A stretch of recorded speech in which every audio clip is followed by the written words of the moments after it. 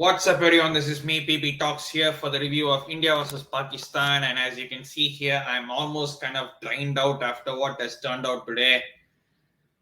In a game which we should have won, but we lost ground and we've lost our first game of the Super 4. We still have two left against Sri Lanka and Afghanistan, one on 6th, one on the 8th. So I think we have to win both of them in order to qualify for the final of the Asia Cup. But before I go into this review any further, I will call of you to like this video. Make sure to subscribe to PB Talks. Make sure to hit the bell symbol for any more match reviews of India or Chelsea or whatever I put out here, because there's going to be a lot more coming, and I'm trying to best in the time I have to put it out there to all the viewers. So yeah, let's just get straight into it. Yet another nail-biting contest. Yet another India-Pakistan game that goes down to the last over. This had actually with one ball to spare, Pakistan winning it. And let's start with the team. Let's go from the start. So India had to make 3 changes. Obviously, Avesh had to miss out with a fever. Jadeja is ruled out. He's ruled out for the tournament. He's ruled out most probably for the World Cup as well. So we got in Axar Patel as his replacement. And it was a choice between Rishabh, Pant, Dinesh, Karthik, and Rishabh Pant had to stick in. Rahul kept his place. Deepak Hooda was brought in. Ravi Bishnoi was brought in. And the others kept their place. And I was kind of skeptical of that because we had only genuinely 5 bowlers in that. And I don't know why we picked Deepak Hooda. Nothing against him. But I felt we should have had an extra bowling option in either Axar Patel or Ravindra and Ashwin, because not only can both bat, but they'll definitely provide an extra bowling option if necessary. We can't go into a game with just 5 bowlers. If one bowler, say, messes up or something, he goes for runs, then you don't have anyone else to rely upon. And that's when you need a 6th bowling option. And I think Rohit Sharma made that mistake today of not picking a 6th option in bowling. But saying that, they should have done a lot better. And we were put in the bat. Obviously, the things of UAE that you win the toss, you win the match, because it just turns out to be that if you win the toss in UAE, by default, you choose to field. And when you chase, the due factor comes in, and by default, you win the game in the second innings by chasing whatever score you get, be it 150 or 180. And that's how it turned out at the end of the day. But saying that, though, we were put in the bat, and we didn't start slow. We started like a house on fire. We started really well. I mean, Rohit Sharma and Rahul, obviously, we had the doubts on them, how they were going to start, whether they're going to start a bit tentative, whether they're going to start a bit, how they're going to go about their innings.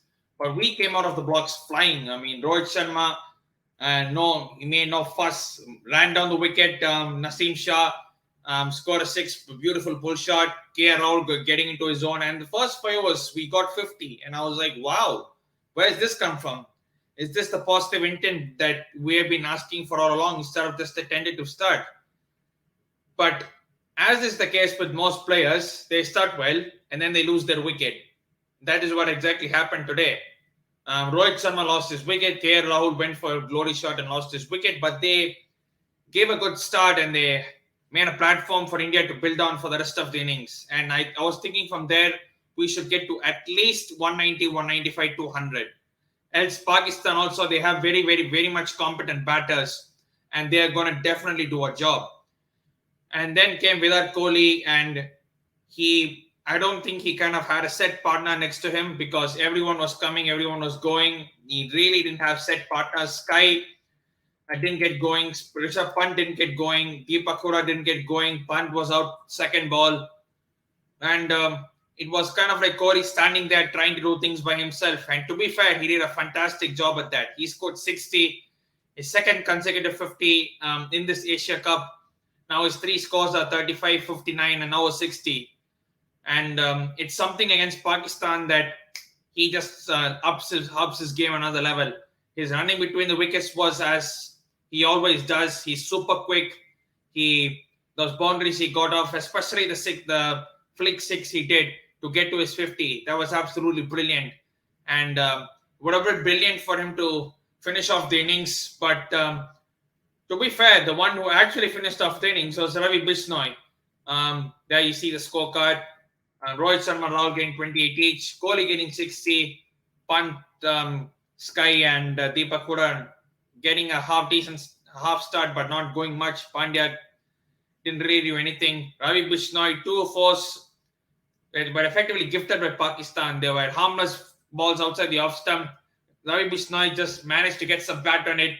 First for boundary was misfielded by Fakhar Zaman. I don't know why he ran too much and why he overran the ball. And second one as well, he overran, but the difference was he dropped the catch. So ball was coming towards him. He ran, but I think he ran too much that the ball went behind him and he missed it for a four. Those two boundaries effectively gave India 181. And you are thinking, okay, let's try to get early wickets because we all know about Babar Azam and Mohammad Rizwan. They're not some ABC kind of batsmen. They are top quality batsmen, and they have Fakhar Zaman, Mohammad Nawaz, Asif Ali, etc. To come after them. So we started and we picked up Babar Azam fairly early as well. Ravi Bishnoi doing well to get his first wicket. It was his first game in this Asia Cup, and he did well to pick up his wicket. Fakhar Zaman as well. He never got going, and he ended up being snapped up by Chahal. And when the second wicket fell, as you see here, it's about 63 for 2 in 8.4. And from that point, Pakistan really had to get a blinder, and they got it from Mohammad Rizwan and Mohammad Nawaz, who was promoted up the order. Mohammad Rizwan, man, what a player he is.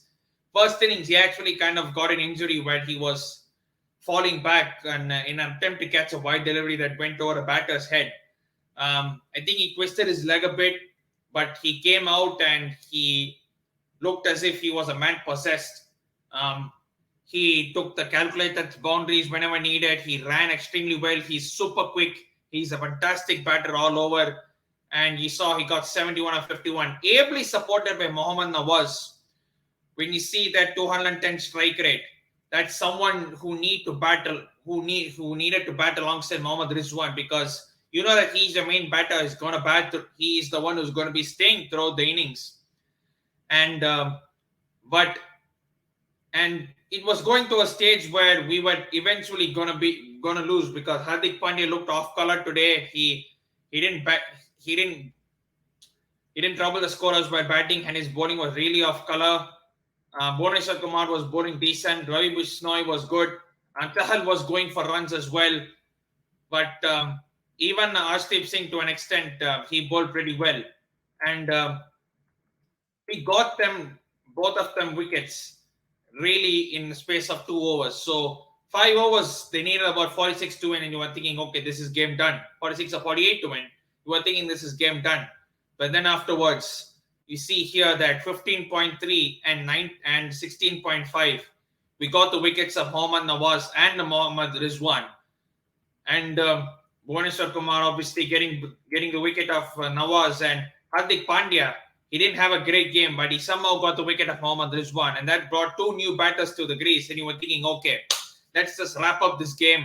Let's try to suffocate this game till the very end.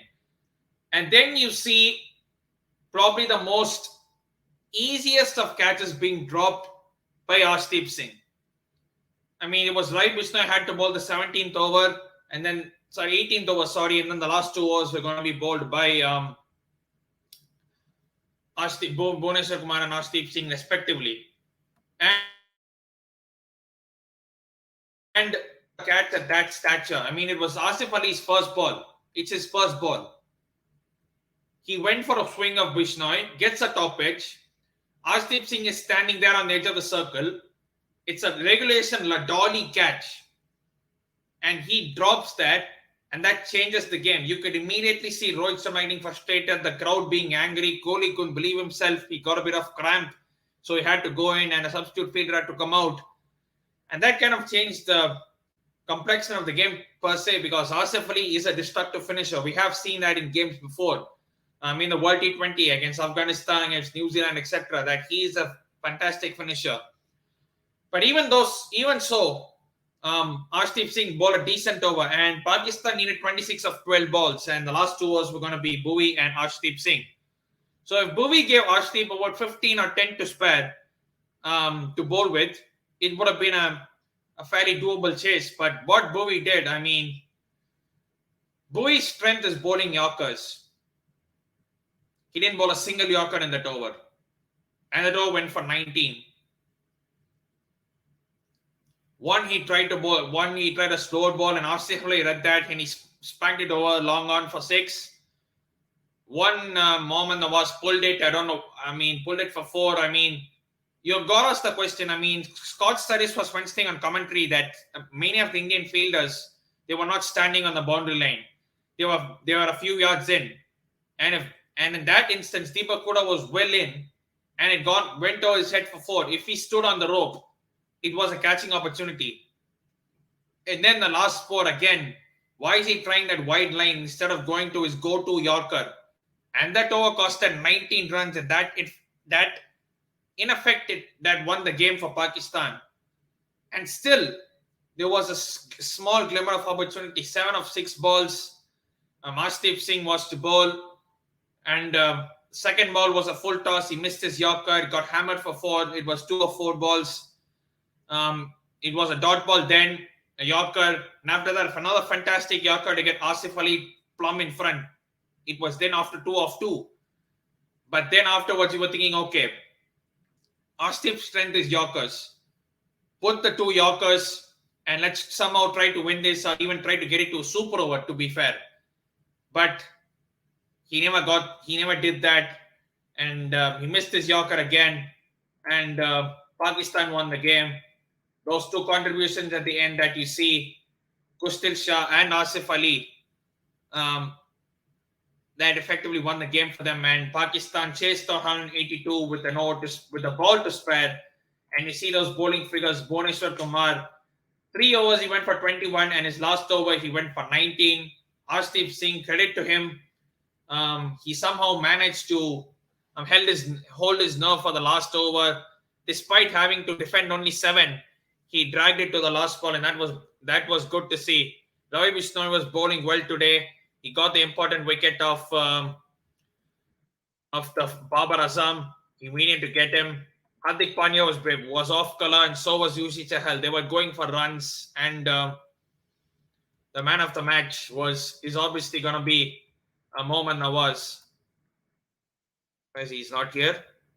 Not much of this information, but it was Mohammad Nawaz for the fact that he came and scored that quick fire knock.